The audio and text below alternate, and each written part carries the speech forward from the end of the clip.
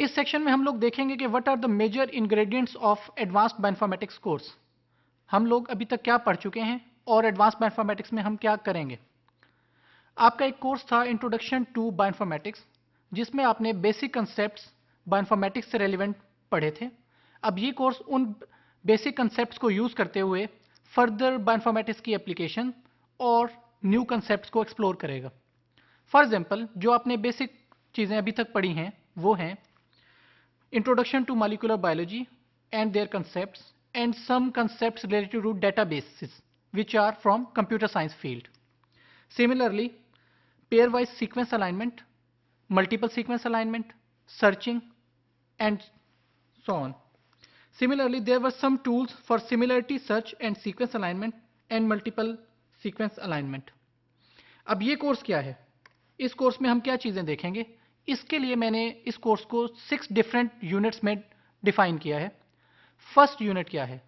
First unit के अंदर हम ये देखेंगे what is phylogeny and what are different phylogenetic algorithms. अब ये क्या चीजें हैं?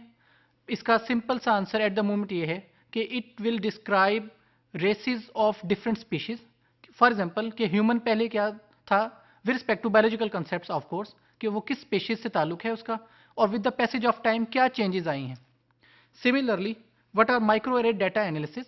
It is again a high throughput experiment, जहां पर हम काफी सारे जीन्स पर एक साथ ही एक्सपेरिमेंट्स कर सकते हैं। Protein structure modelling and simulation, proteins कैसे बनती हैं, उनका फंक्शन क्या होता है, उनको डिफरेंट कंप्यूटर ग्राफिक्स की टेक्निक को यूज करते हुए कैसे मॉडल करते हैं। Finally, hidden markup models and their usability in bioinformatics. अब हिडन मार्कअप मॉडल्स क्या हैं, उनको कैसे बायोइन्फॉर्मेटिक्स के प्रॉब्लम सॉल्व करने में यूज किया जा सकता है। Second unit, it is related to human diseases, their sources, and how we discovered drugs to counter those diseases. For example, यहाँ पर ज़्यादा फोकस जो हमारा होगा कि ड्रग डिस्कवरी की क्या स्ट्रेटजीज हैं, क्या चैनल्स हैं और क्या स्टेप्स हैं, और फिर कैसे हम एक कंप्यूटर एडेड ड्रग डिस्कवरी का डिज़ाइन करते हैं। Third unit would be role of bioinformatics in different walks of life, such as forensic lab में एक बायोइन्फॉर्मेटिक्स की एप्लीकेशन को हम कैसे यूज कर सकते हैं।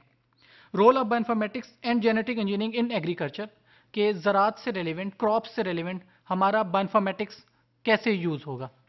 और इसी तरह मेडिकल इमेजिंग, मेडिकल इमेजिंग से मुराद अगेन हमारे पास चेस्ट एक्सरे हैं, अल्ट्रासाउंड है, डिफरेंट मैकेनिज्म्स हैं, सीटी स्कैन्स हैं, उन वहाँ से क्या हम कोई इन्फॉर्मेशन एक्सट्रैक्ट कर सकते हैं और फिर उसे एनालाइज कर सकते हैं, डिज़ाइन कर सकते हैं कुछ using different bioinformatics concepts. Fourth section is about computational model of different human organs such as brain. कैसे हम एक, अगर हम चाहते हैं कि हम एक कंप्यूटेशनल मॉडल बनाएं किसी एक ऑर्गन का, तो उसके क्या स्टेप्स होंगे, क्या चीज़ हमें पढ़नी पड़ेगी, क्या उसका स्ट्रक्चर होगा, क्या फंक्शन होगा, और क्या कंस्ट्रेंट्स अप्लाई करेंगे to build a complete computational model. इसी तरह information and statistics in biopharmaceutical research.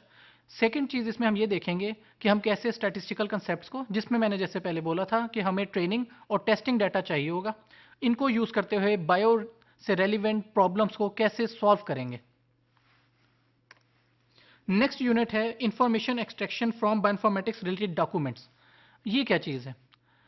जैसे बायोलॉजिकल डाटा बढ़ा, हमें समझ आती है कि डीएनए, आरएनए, प्रोटीन स्ट्रक्चर्स का डाटा बढ़ता है, जो किसी फॉर्मेट में होगा, जो ज़्यादातर टेक्सचुअल डॉक्यूमेंट्स पे होता है। अब उस टेक्सचुअल डॉक्यूमेंट्स को कैसे हम यूज़ करेंगे फॉर इंफॉर्मेशन एक्सट्रैक्शन। अब ये वाली जो टेक्निक्स हैं, ये बेसिकली हम हेल्प लेंगे नेचुरल लैंग्वेज प्रोसेसिंग, जो एक रेलिवेंट फील्ड है, जो स्टैंड अलोन फील्ड है, जो अपना एग्जिस्ट करता है। इसकी टेक्निक्स को यूज़ करते हुए हम बायोलॉजी से रेलिवेंट डाटा पे अप्लाई करेंगे और फिर ट्राई करेंगे यूजफुल पैटर्न्स और इन्फॉर्मेशन एक्सट्रैक्ट करने की। इसी तरह database management system for biological data, कौन से ऐसे डेटाबेस मैनेजमेंट सिस्टम हैं जो हम यूज़ कर सकते हैं, और क्या हम अपना डेटाबेस मैनेजमेंट सिस्टम डेवलप कर सकते हैं, डिज़ाइन कर सकते हैं for biological information. Final unit जो हमारा होगा वो ये होगा कि अगर हम अपना एक डाटा बैंक जनरेट करना चाहें जिसके अंदर हमारे पास सीक्वेंसेस हों और अदर स्टफ हो रिलेटेड टू बायोलॉजिकल डाटा, तो कैसे हम अपना एक डाटा बैंक बनाएंगे जो डिफरेंट होगा from other data banks across the globe. इसी तरह क्या हम एक नेशनल लेवल पे या क्या वो पैरामीटर्स होंगे जिनकी मदद से हम अपना एक सर्च इंजन बना सकते हैं। सर्च इंजन से मुराद क्या है? जो स्पेसिफिक हो फॉर बायोलॉजिकल डाटा, जिसमें हम बायोलॉजिकल डाटा को सर्च आउट कर सकें। जब हम क्यूरी दें तो वो भी बायोलॉजी से रेलिवेंट हो, जो आउटपुट आए वो भी बायोलॉजी से रेलिवेंट हो। और finally semantic interpretation of biological data, ये हम देखेंगे।